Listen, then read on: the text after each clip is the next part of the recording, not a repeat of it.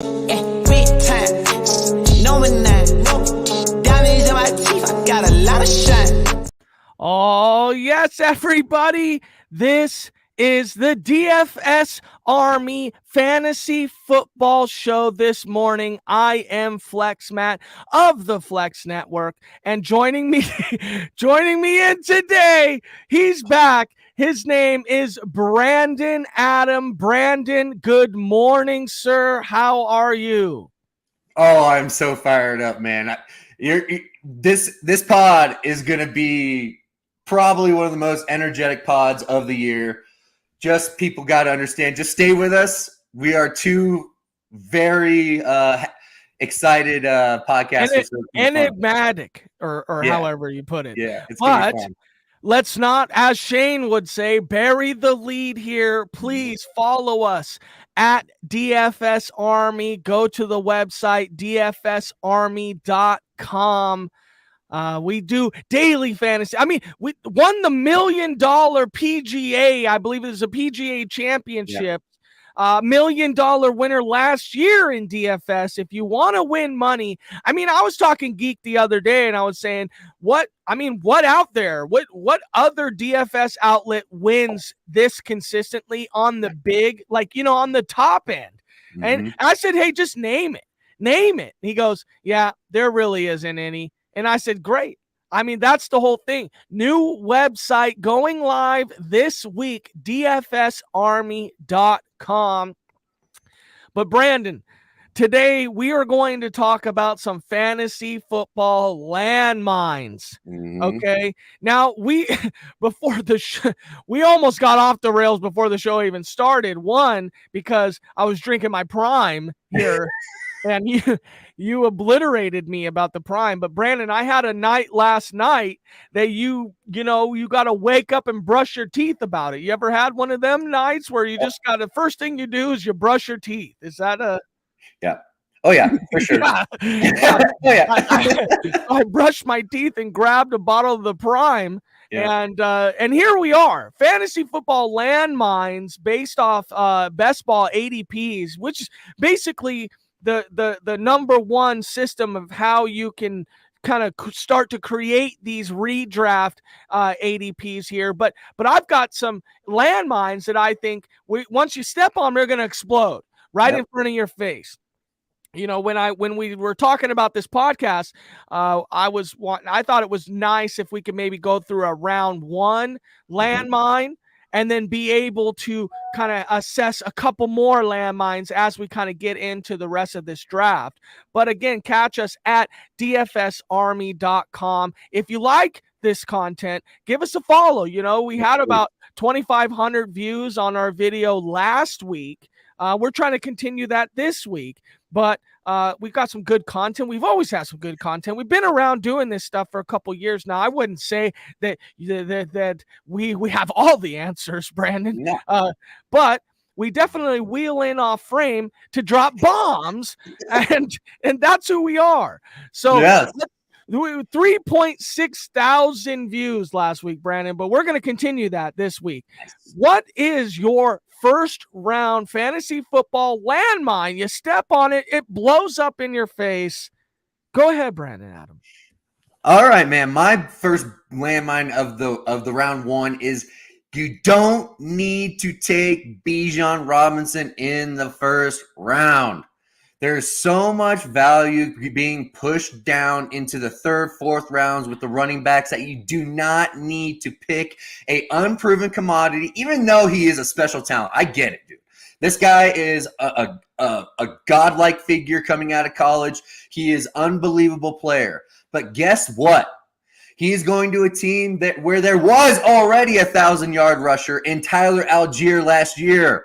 Everybody's forgetting about this guy from last year that actually outrushed every rookie in the class last year, and that's named Tyler Algier. We were high on Tyler Algier last year coming into the draft, and he performed exactly like we thought. He was a 3-down back banger that can do it all in the red zone. He can break off chunk runs. He can do it all, move the chains. But they did pick Bijan Robinson in the top 10. but let's just not bet the house on your first round pick on a guy like Bijan Robinson, where he's unproven and you just don't know what you're gonna get. Pivot, take yourself a CeeDee Lamb, get yourself the CeeDee Lamb, go get yourself a guy that could possibly be a wide receiver 1 in his range of outcomes. Bijan Robinson, I get it. I just don't see Desmond Ridder checking it down enough to where he becomes a Saquon Barkley type guy. Remember when Saquon came into the league and blew it up as a rookie, he had Eli Manning checking the ball down to him that knows how to get running backs involved. So I just don't know if this is the play in the first round that you need to make, and you don't have to force the running back at the end of the first. Yeah. Now, are you a fan or not a fan of RB at all in the first round, or is it specifically because Bijan's being taken somewhere around 9-10 that has you scared off of him a little bit? I'm a big wide receiver. I like wide receiver heavy builds. But when you got the pick 4 and CMC's on the board, you take Christian McCaffrey. That's just what you got to do. He is a cheat code. I like to do hero RB builds mostly. And if it's number 4, I go with CMC.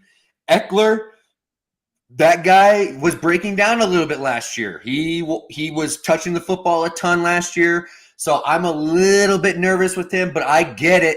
He is an absolute talent, and I get betting on Eckler. But Bijan, I just don't understand it right now. We don't know what the Falcons' offense is going to be. I don't like buying into unproven things, and unless it's Calvin Ridley this year. But that is just what I try to do with the first round. I like to get guys that I know what their production is going to be, because you can kill your drafts with your very first pick if you get the guy that just doesn't perform to ADP and what your expectations are. Yeah, I'd like to welcome in Michael Dickinson, our guy. He's not here on the pod with us, but he says, give me Bijan over CMC, hashtag hot take, which when we get to a podcast here in the future, Michael Dickinson's we're going to have to go on to, but I'd like to welcome Boise Zag to our stream here, and James Young. Give me Gibbs over Bijan. I mean,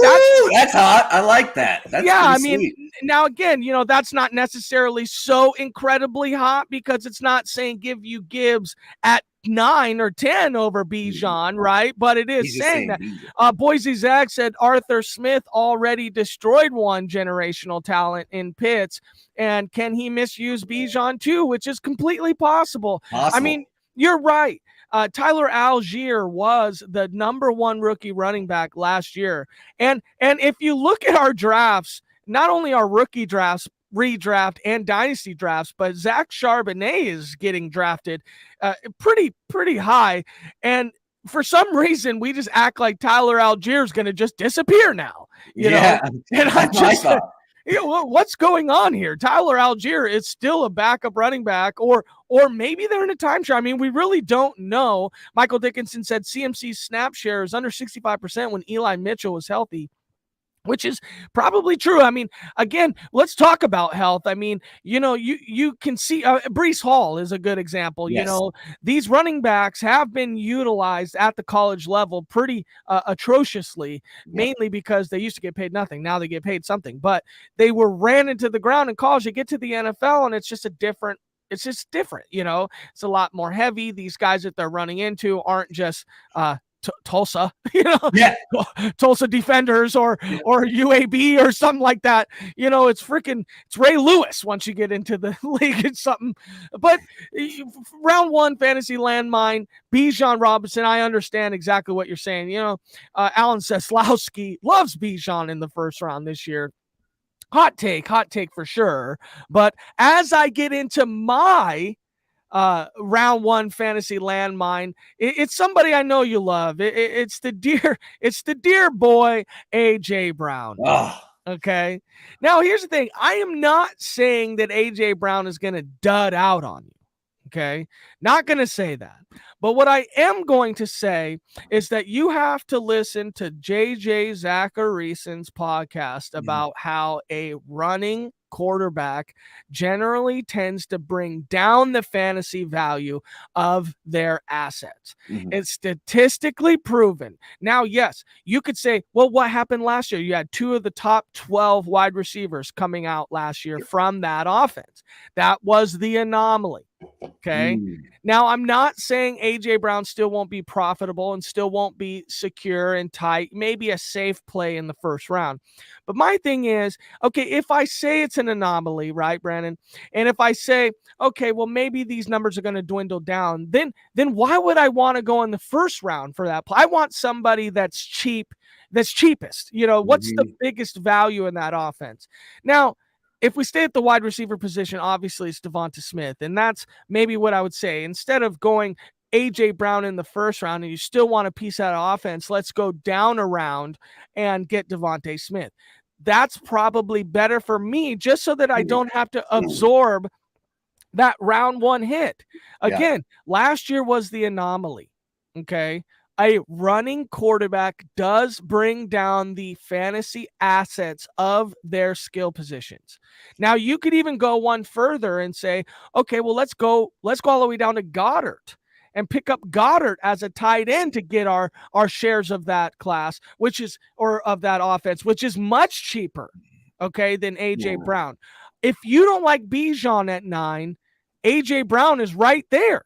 Okay, but people I do like that's around there that I think probably have a better overall ceiling is a Devontae Adams. Okay, is a Jalen Waddle. Okay, somebody that, yes, I can probably bet on the same amount of floor, but the upside is significantly higher with somebody like that over an A.J. Brown. Roast me if you can, Brandon. Dude, Jalen Hurts only had 306 pass attempts, man. I mean, I could totally see him go. He's evolving as a quarterback. They are trusting him. Now he's got full reign of this offense. And now they are trying to make this guy into a made quarterback in the NFL. The way you do that is by getting him as many passing attempts as possible. And this year, I just feel like they are going to add to their pass attempts, not keep same or go to or any lower.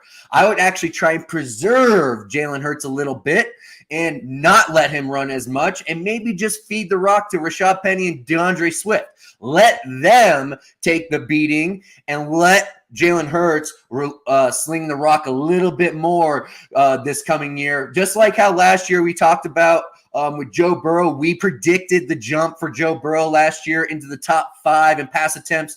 I predicted him being close to 400 pass attempts, and that's where the number he jumped onto. And so now that pushed him in the top 5. I feel like there are a couple quarterbacks that are going to be jumping in pass attempts, and I feel like Jalen Hurts is one of them, because I feel the coaches understand. Don't run your franchise into the wall like they were doing it early on when they were trying to figure out what Jalen Hurts is and what this offense is going to end up morphing into. So I'm a big A.J. Brown guy. I feel like he's actually going to have more targets this year, and he's going to get more red zone looks this year. So I'm actually high on A.J. Brown, and I'm taking him at 7. Yeah, James Young here comments in, A.J. Brown recorded the all-time record at 4.5 yards per route versus press coverage and led all wide receivers versus man coverage last year. And he says also how we feel about A.J. Brown really reveals if you think Jalen Hurts can succeed as a traditional QB or not. True.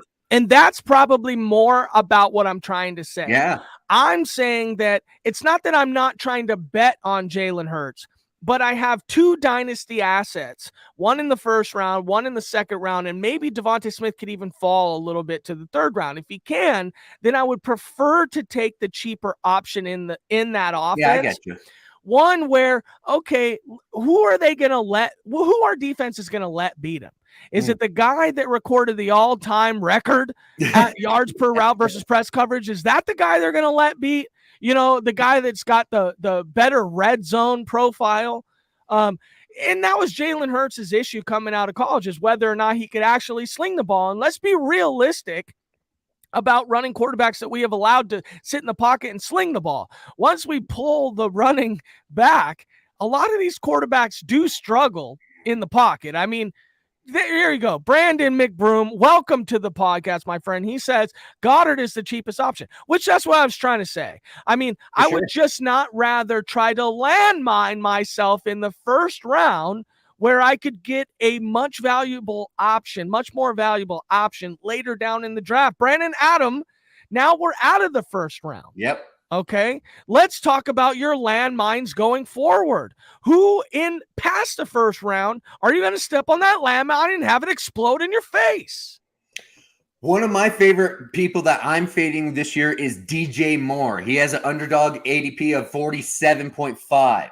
So the problem with DJ Moore, everybody's super excited. He's out of Carolina. He's going to Justin Fields. He's going to be the undisputed wide receiver one in that offense. And finally, Justin Fields is going to actually throw the football.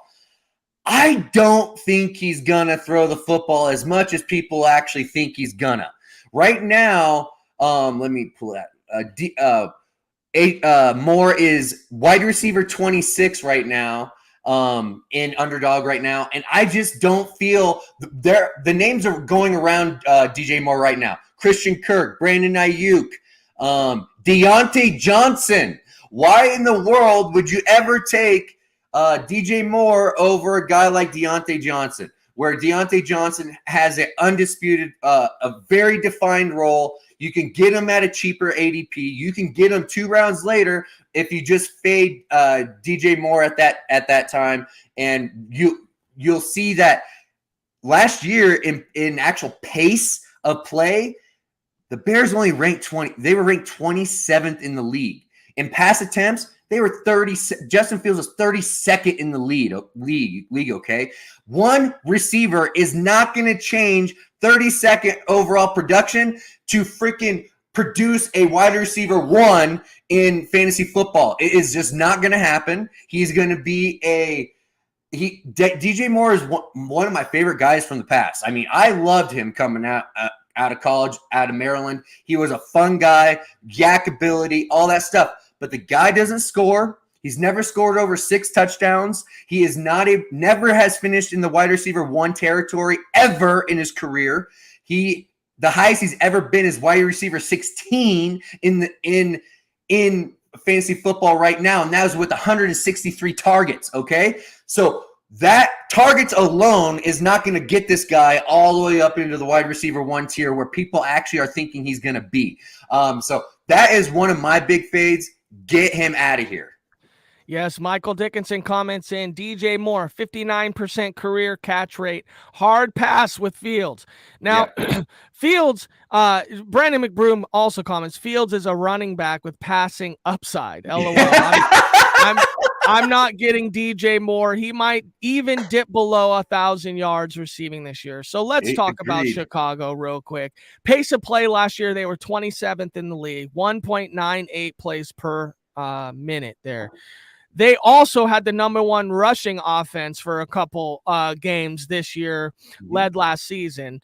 Fields, yes, is getting better, but very similarly to Hurts here. You know, without the rushing, without any of that rushing upside, what do we have as a QB with Justin Fields? Exactly. You know, the thing about DJ Moore, and I feel like a lot of us, because I would call us a little bit sharper players in fantasy, right? We're not the everyday guys. The people listening to this podcast are monsters because they listen to this podcast, DFSArmy.com. But I feel like Fields and DJ Moore, we're just hoping for it for DJ Moore. You know, DJ Moore has been a dynasty asset for so long because of his age, and now we've got him out of Carolina, and we're thinking, well, I almost wish he would have stayed, right? But we couldn't have made that happen. So, yes, DJ Moore, a landmine. I believe you, Brandon. Okay? Now, you don't seem to believe me about this next landmine. Here we go. This is where it's going to get hot. Here we go. Okay, so can you tell me the last time Calvin Ridley played a full season, Brandon? Go ahead. That was in 2020. Can anybody really tell me the last time that it wasn't in 2020? He only played 15 games in 2020. Oh, that's enough. 13 games in 2019, 16 games in 2018. So you're telling me a guy who hasn't played a full season since basically 2019 or excuse me, 2018 is going to come into the league this year with Trevor Lawrence and be worth his draft position at all at 32 overall, which is basically wide receiver 16. I mean, no way in hell is Calvin Ridley worth his position. Yes, Brandon, now before I let you attack me on this, you give me some points. Yeah, go for it. I hear that Trevor Lawrence does have to take a jump. He is seemingly the quarterback that's in that little pocket where he's got to take a jump. But when you look around him, you act like Christian Kirk wasn't just paid all this money and is a suitable player in that offense very similarly to Calvin Ridley. Again, this is simple. He's cheaper and much cheaper and has a proven record with Trevor Lawrence. Okay, that offense also has pass catchers such as their tight end, who was a breakout this last year, who a lot of people are now having to draft up. Not even that, but Brenton Strange was a dynasty rookie pick because of how well Trevor Lawrence is getting up, even though that guy stinks. Okay, not to mention Travis Etienne coming out of the backfield does have a receiving profile. Sure. They didn't take away any targets out there. They just added Calvin Ridley to the system. Okay. I just can't see Calvin Ridley coming in and being worth wide receiver 16.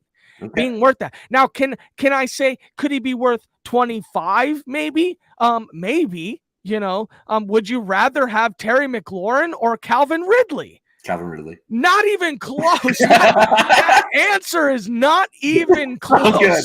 Yep. Okay. So give me Terry McLaurin. Give me anybody. Michael Dickinson comments in here. Calvin Ridley is 15.4 points per game career in fantasy football. That was back in 2018 or something like that. That's enough. Okay. So Calvin Ridley is this. He is the biggest risk prospect in the draft right now. But when he hits, he will be a league winner. Okay. Calvin Ridley is a top 5 route runner in the league right now. I will put money on that right now. You are acting like he's an old bum. This guy's only 28 years old. He literally had 18 months to get his foot issue cleared up. He's 100% healthy. He's actually put on 10, 12 pounds of muscle in his absence. He looks thicker. He looks driven. Every single interview I've been listening to with this guy is the fact that he is fucking salty on how everything went down, man. This guy is coming for people's heads. He is going to actually just destroy this league when he comes back in, and I can't wait to watch it. He is finally paired with an elite quarterback. Trevor Lawrence is an elite quarterback in the making. And just like how we talked about Joe Burrow taking that leap last year, this is where Trevor Lawrence takes the next leap. Trevor Lawrence is going to actually be throwing around 360, 370 pass attempts this year. Book it. Their defense is no good. They're going to be in shootouts every single game. And guess what? Calvin Ridley last year, so you say there's no room for Calvin Ridley, right? So what are you going to do? You got Calvin Ridley, right? You took on all those problems. You're Pedersen, right? You're the coach. You're going, wow, there's wide receiver. If Calvin Ridley was if there was no issues with Calvin Ridley with the gambling, they would have had to pay an arm and a leg to get him traded over to the Jags. Guess what? They got him for pennies on the dollar because of the whole gambling thing. And that is totally fine. Now they got themselves in the legit alpha, and every single person that's been visiting their camps, Bucky Brooks, other people at the NFL Network, all are screaming at the top of their lungs, this guy is moving at a different pace than everybody else, okay? Last year, you had Zay Jones in that offense get over 100 targets, okay? So if he's getting 100 targets, you can just pretty much wipe out 50 targets of Zay Jones and just insert 50 of those targets to freaking over to Calvin Ridley coming in right off the bat. And then with the leap of this offense, you can add another 50 targets to the 350 total of attempts for Trevor Lawrence. And then you're going to siphon off probably another 25 targets off of Kirk. Okay? Kirk is still going to be a great value. I have no problem with Kirk. You take him whatever you want to do. But Calvin Ridley is a legit star in the league. It's just the fact that he had to go through the gambling thing. And that's totally fine. It's different. It's much different than him like tearing his PCL or an Achilles, and he's been out for 2 years or 18 months because he gambled a little bit and was able to get healthy. He's talked about it in many of his interviews. He said he's never been this healthy in his life, and they are easing him in. The coaching staff is actually holding him back from all the drills right now because this guy is flying around at camps. He is Brandon, listen, we got some comments I have to rattle through here. Let's start with James Young. Let's start with James Young at the top. He agrees with me on Ridley. He says that his best season was a product of the Falcons offense, Matt Ryan being near the top of the league in pass attempts and percentage of throws to the wide receiver. Kirk is the alpha. That's one agreement with me. Number two is Kirk led all wide receivers or tied all wide receivers in red zone touchdowns last year. So that actually is one for the side. Yeah, hold on. That's one for the side of Ridley. I agree. You have to kind of divvy that up now. But at the same time, if you think that if Calvin Ridley is their wide receiver one now coming into that offense, then I don't see any of that. Well, some of that obviously, but the majority of that's still probably going to stay to Kirk's side now that he shelves into where he probably should be as wide receiver two. Boise Zag says, I'm pretty sure Calvin already bet the over-under how many games he would play. Love it. Which is true. And then Brandon McBroom says, if you went stud running back in the first round, I'd be okay with getting Ridley as my wide receiver 2 or 3. But that's the thing about Ridley. Hold on. That's the thing, though, about Ridley. You would be sure okay to get him as wide receiver 2 or 3. But the reality is, where he's being drafted, you would have to get him as your wide receiver 1 in most cases. He's been my wide receiver 3 in my builds, man. Yeah, but you go wide receiver heavy. Like, again, if you go RB, if you start running back heavy, and to go Calvin Ridley as your wide receiver 1, that just to me seems like a landmine, Brandon. And here's the thing. Hold on. I just gave you some time. You can give me some time now. Okay. There is a statistical probability of success in the fact of a negative side, okay, that any player coming off an injury, okay, Clipboard Jesus is in, he's a wide receiver 3. Thank you, Clip. Thank you. See, these guys are, okay, hold on. You're grasping at straws when you're saying thank you, Clip. Clip. Wide receiver or any talent coming off an injury has statistically taken a step back in the previous years. Any player, it is out there to find that, okay? Any player coming off an injury has statistically taken a step back. That's 1. 2 is statistically players transferring teams also take a step back. Calvin Ridley has 2 of those, on top of the fact that the last time he played, he only played 5 games. And you said to me... And he was on fire that year. Are you kidding? Doesn't matter. He had a foot injury. 3 years ago. Listen to me. Hold on. And the other thing going against him is, you just said Calvin Ridley put on 10 pounds of muscle. Yes. My ass. He put on 10 pounds of muscle. Let me tell you something. If you're working out every day of your life and take 2.5 years off, you're going to put on 10 pounds of something. Bro, I promise you that. Bro. And let's move on. No, one more thing. Okay. Listen to me. Zay Jones had 16 red zone targets, right? He only converted at 56%. And he scored 4 touchdowns off of those red zone targets. Those will not be going to Zay next year. That is going to be going to Ridley, and you can book that. Kirk, red zone targets, 22 in the league, 22 targets for the wide receiver position. That's about close to top 5 in the league for targets. But he converted them at a top, dude. Kirk is an awesome wide receiver 2 for an NFL offense. He is awesome with that. He is not a bona fide 1. To treat him like that and to say he is and prop him up like that is ridiculous. He had a great year because he was force-fed in a bad offense and he got paid. He got paid to wait a year so they can build an offense. That's the whole reason they paid his ass, is because they were building an offense and they knew it was going to take 2 to 3 years. They were just lucky and understand you. He's young. He's 28. He is driven. He's a smart player. He was a superstar at Alabama. He was a star at the Falcons, and he's going to be a star this year. Book it. All right. Well, we are halfway in to our podcast here. Please click the subscribe button. I mean, we're going in right now. I mean, this is double trouble. If you go and listen to our podcast last week and follow up with this one, it's a couple of fire podcasts. Let's go to the comments. Michael Y, our buddy Mike Yeager, says he thinks Ridley can be a star. Now, Brand, we're not going to comment on this so we can get going. We're just going to read him. He says he thinks he can be a star Ridley, but he's curious about the time it'll take to develop chemistry with Trevor Lawrence as well as knocking off the rust. James Young says, if we're being honest, I don't even trust T-Law, let alone Ridley, which the T-Law one is a little you just shot my guy down. He's just hit a landmine. Brandon McBroom said, I'd take T-Law over Fields. That's guaranteed. I mean, I like that take right there. Now, Fields, much higher rushing upside, but we sure as heck don't know about his amount of touchdowns he can throw this year. Michael Y, I need ETN to catch more passes. That makes sense. Yep. This is definitely top-notch content. Subscribe by James Young. Let's go.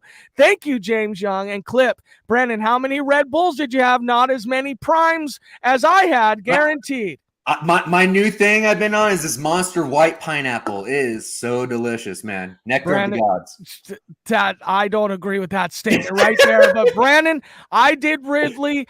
Moving on to your next landmine. Yep. Who is it? Mine, we're going to go out to the West Coast. It is going to be this guy. He's been a stud for years. He has a great fantasy points per game average. It's Keenan Allen. I think Keenan Allen is on the edge of the cliff, and he's about to take a tumble down the cliff this year. Last year, he's been battling soft tissue after soft tissue every single year. He's got tags all over him. He's 31 years old, guys. I just feel like this is a guy where he's going at 35.7 underdog as a wide receiver 19. And why take Keenan Allen when you can take Mike Williams later and still have the same upside and get a little bit younger and still be attached to Justin Herbert in that offense? Everything coming out of their camp has been this. They're trying to push their ADOT deeper down the field. Why is that? Because Herbert, his strength is deep down the field, and that is not quite Keenan Allen's forte, right? That is Mike Williams. That is setting up for a Mike Williams breakout year and possibility of him becoming a wide receiver 1 this year or top 15 wide receiver. They also added Quentin Johnston to the mix, okay? With that being added to the mix, they aren't going to be leaning on Keenan Allen with the volume like he has been in the past at 31 years old. I just look at this, that's an old age. 31 is where you're pushing it. Like 28 with Ridley, that's not quite old. You're still fine. You're in your prime. But 31 years old for Keenan Allen is troublesome at that ADP. I would much rather pivot.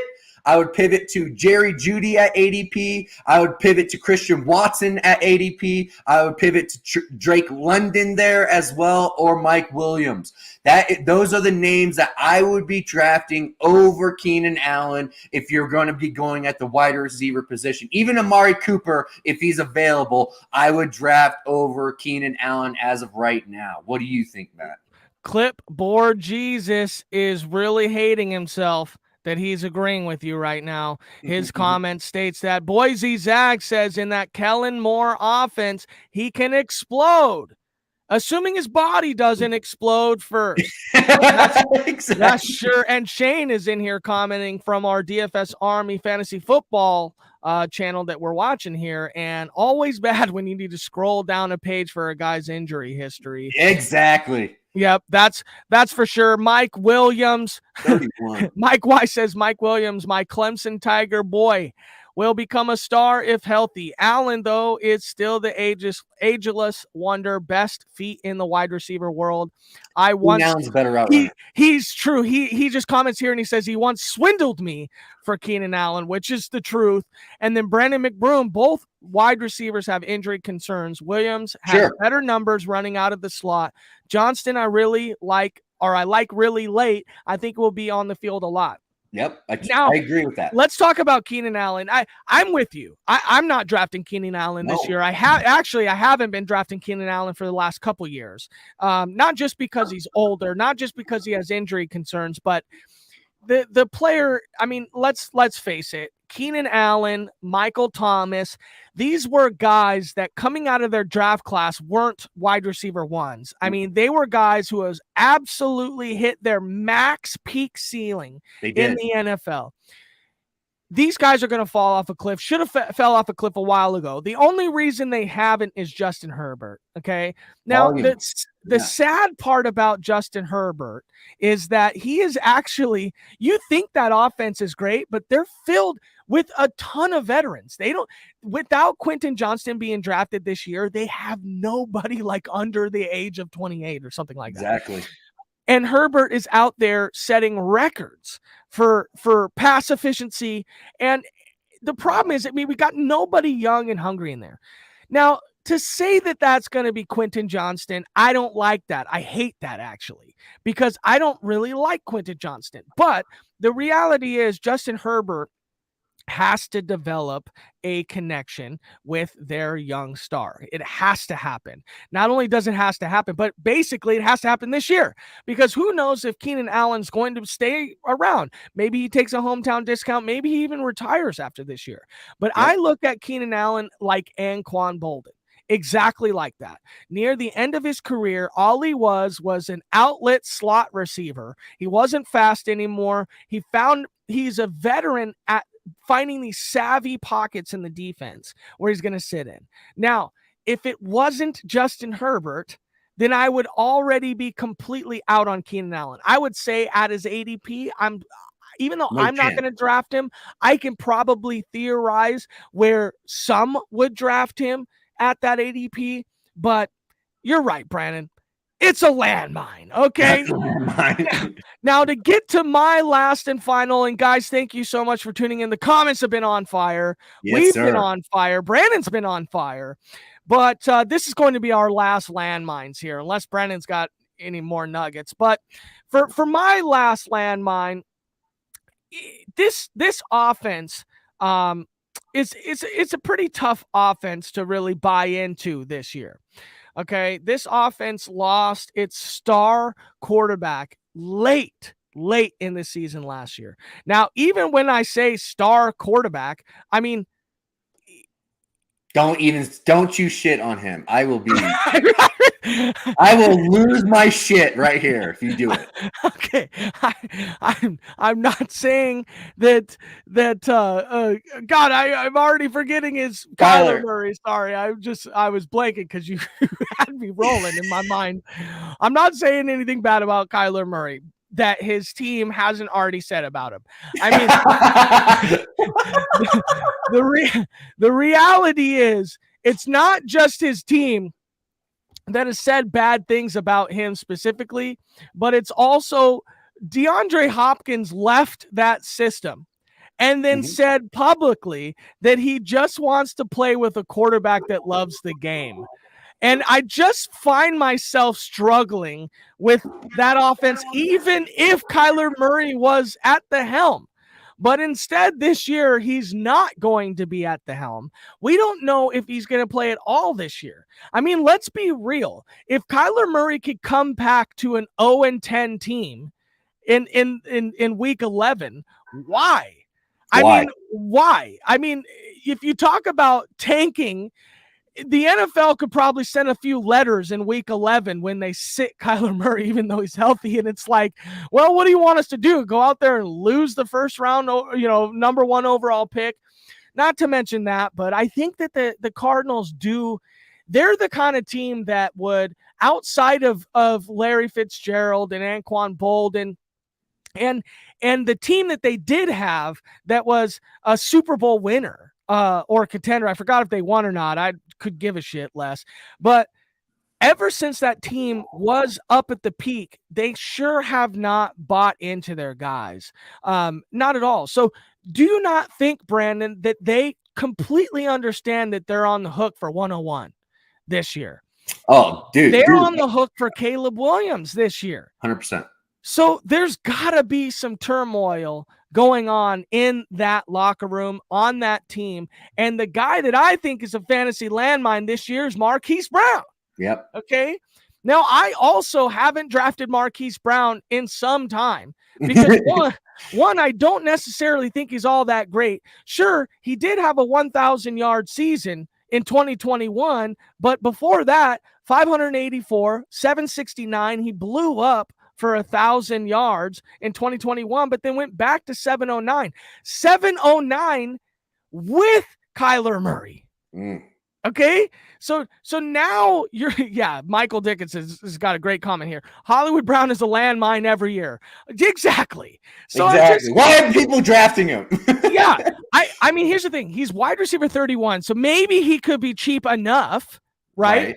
But if I'm looking around, I mean, Addison's wide receiver 37. I like Addison. I would probably say with a Christian Kirk led high pass offense or a high yield pass offense over there, that's somebody I would really like. Somebody that's at ADP that I would draft over him, Deontay Johnson. We talked about Deontay Johnson. Even Jackson Smith and Jigba, which I don't like so much this year in redraft, but I would still probably say that his floor might be what Marquise Brown's ceiling is this year.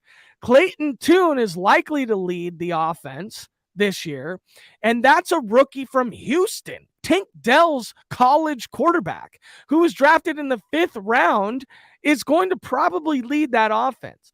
It seems like James Conner's going to be ran into retirement this year. Yep. They're going to sit back. Yep, Connor at running back is late. Good pick, those. Thank you. Yep, Connor's going to be a great pick this year. Yep. But the reality is the wide receivers on this team are not. They are not. And please avoid the landmines this year. I don't care if he blows up and has 1,200-yard season. Okay? It doesn't mean that it's not good fantasy analytics to say that Marquise Brown is not worth it, even at wide receiver 31. Brandon, Adam, what say you? I say the exact same thing. They aren't going to bring Kyler back. Honestly, Kyler might tell them no. Like, I'm not coming back because it's obvious you guys aren't trying to win anything. It's obvious that you guys are going with a bare, as minimum talent as you possibly can. Why risk yourself? Why push it? But honestly, though, Kyler's been posting. I've been seeing videos of him running around and stuff like that. So I think he's slightly ahead of schedule. So he could be coming back mid-season, but you're right, though. It's obvious the Cards are trying to reset the deck and restart the rookie contract with Caleb Williams or Drake May. I think that will end up being what their plan is, and Kyler Murray will probably end up being a Minnesota Viking next year. Wow, really? Yeah. A Minnesota Viking. I think that's something to take away from this because if that ever happened. But you're right. I mean, and then look at Kyler Murray. I mean, he just got paid a buttload of money. Yep. He's staring down a team that clearly doesn't want him, clearly felt like they overpaid. He could absorb whatever fines it's going to be if he just sits out. Okay. Bro, I wouldn't risk it if I was him. I'd be like, you know what? You guys aren't trying to win. Like, what are you guys doing here? Like, yeah, not to mention he comes back first 2 games, tears his ACL again, his whole career's over. Over. So James Young comments over here, I like you guys, and there aren't a ton here, so I'll tell the truth about how I feel about Arizona this year. Best ball gold. Correct. I know I like that because that doesn't mean that Marquise Brown still isn't a landmine. It means that the majority of his 700 yards and his 4 touchdowns this year are going to come in 2 games or 3 games. You know what I mean? Yep. So great. I can appreciate that. Best ball. Go ahead, Brandon. Before we leave, we're going to wrap it up here soon. But Marquise that's an obvious landmine. Okay. But there's a guy in the 5th round that these are the guys going around him. This is the choice you got in the 5th round, people. You can either take the possible tight end 2 in the league right now with TJ Hockenson in round 5, or you could take a wide receiver 28, wide receiver 29, wide receiver 30. I don't understand why you would actually take a wide receiver 30 over the upside of a Hockenson. So everybody that listens to our pod, I suggest smash the button with Hockenson in the 5th round and get yourself a late stack with Kirk Cousins and enjoy the profits, because last year, Travis Kelce had 30 red zone targets, okay? 30. He converted those at 63% rate. TJ Hockenson had 19. That's 19 red zone targets. That's 3rd in the league. Guess who left? Adam Thielen left. 22 red zone targets vacated in the Minnesota Viking offense right now. Okay? So what does that mean? Our boy Addison is going to eat this year. He is going to eat. But he's still a rookie. He's not a major red zone threat. He's more of a yak guy and more of a moving the chains kind of guy. He will have some red zone targets. But 22 vacated. Where are those going? Dalvin Cook is gone. Where that means the funnel is with Hockenson, and there is real legitimate upside of him being tight end 1 this year. Are your fantasy landmines finished, Brandon? I'm done. Yep. I'm done too. Thank you so much, everybody, for following along here. Man, a pretty tight pod, 45 minutes. A great bunch of comments from everybody. Go, give us a like, give us a subscribe, give us a follow at DFS Army. New website coming next week, dfsarmy.com. Once again, there is not a better outlet for daily fantasy anything. They won the $1 million PGA Golf Championship for the PGA Championship Tournament. Okay. Won the $1 million last year and the year before that. Last year they tied. The year before that, they got the Millie. Okay. You consistently see the DFS Army thumbnail right at the top. Right at the top. It consists of us. We have our own fantasy football channel that's a little bit it's off of the main channel because they do daily stuff. We are going to be the dynasty content, the redraft content of the fantasy football side. So we're trying to grow our side within the company. We did great. DFS Army is going to change your life. That is the truth. It is life-changing money. For Brandon Adam, I am Flex Matt from the Flex Network, and we are out. Big time, no man, diamonds in my